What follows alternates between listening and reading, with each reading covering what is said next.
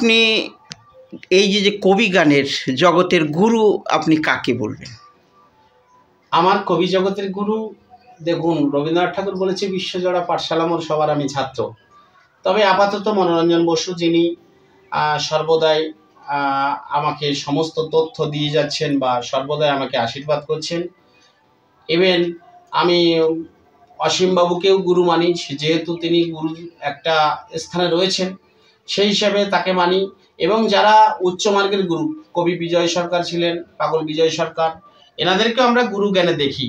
অতএব এখন কোনো মানুষের পার্সোনাল গুরু হয় না, তবে ব্যক্তিগত গুরু হচ্ছে বর্তমানে আমি সবাইকেই গুরু বলে মানি। জগৎ আমার, সবাই এর কাছ থেকে সবার শিক্ষা আছে।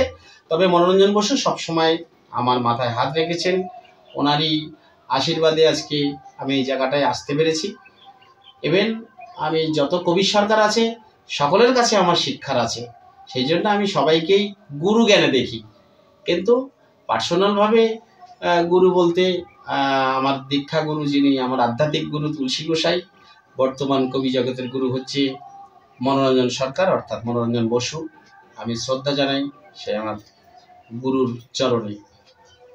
তো আপনার স্বামী একদিকে গান করেন, নানা জায়গায় ছুটে যান, আপনাকে কিভাবে সময়টা দেন বা আপনার কি কোনো অভিযোগ আছে যে এ বিষয়ে যদি দুই এক কথা বলেন? খুব আন্তরিক প্রশ্ন। এবার এক্ষেত্রে আমি কি বলবো, আমি তো ভীষণই খুশি যে আমাকে সময় দিক আর না দিক, যেন মানুষকে সময় দিতে পারে এবং মানুষকে ভালোবাসতে পারে বা মানুষের মধ্যে চলতে পারে, আর সে অনেক ভালো ভালো জায়গায় যায় এবং আরো ভালো আরো বড় হতে পারে। এটাই হচ্ছে আমার ঈশ্বরের কাছে বা সমস্ত ভক্তদের কাছে এটাই আমার প্রার্থনা। হ্যাঁ, সত্যি সহধর্মিনীর সহযোগিতা না ছাড়া কেউ বড় হতে জগতে পারে না। খুব সুন্দর বলেছেন। চাই যে আমাকে সময় দেওয়ার দরকার নেই। হ্যাঁ, বড় ভূমিকা। ঠিক ঠিক, সুন্দর, ভালো বলেছেন।